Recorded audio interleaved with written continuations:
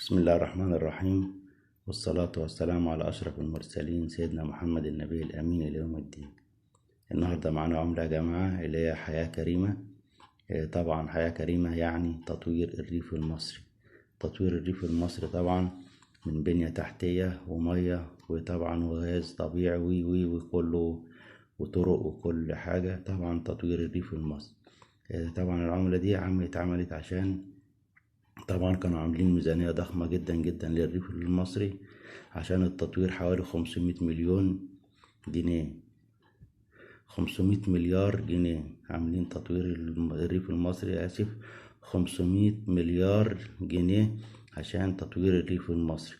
طبعا تطوير الريف المصري طبعا من بنية تحتية بالذات المية طبعا والكهرباء والحاجات الأساسية والغاز الطبيعي، وبعد كده يعزكم الله الصرف الصحي يعني. طبعا نشوف برضو الوجه الآخر من العملة حضراتكم. طبعا الوجه الآخر من العملة اهو 1442 و2021 طبعا ميلادي. ده تاريخ صك العملة بالنسبة للعملة دي. طبعا تطوير الريف المصري في كل قرى مصر والصعيد وبحري وكله. عشان كده عملوا العملة ديت عشان برضو مع مر الوقت الناس ممكن تنسى. يقول لك يعني ايه العملة تطوير الريف المصري ده. طبعا الريف المصري كان منحدر جدا جدا بالنسبة للبنية التحتية، غاز وكهرباء ومية وصرف صحي. وطبعا كل دوت ايه الدولة قامت مشكورة بعمل هذه الإنجازات العظيمة.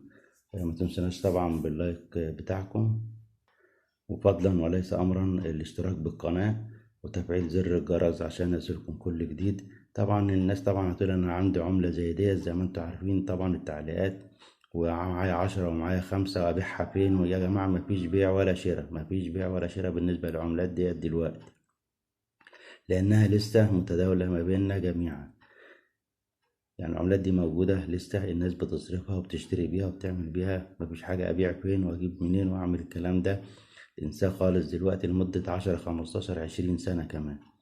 احنا بنشيل العملة كقطعة حلوة بنحبها، اللي هو طبعا هواية الملوك زي ما بيقولوا، اللي هي اقتناء العملات وكده. أترككم في رعاية الله، والسلام عليكم ورحمة الله وبركاته.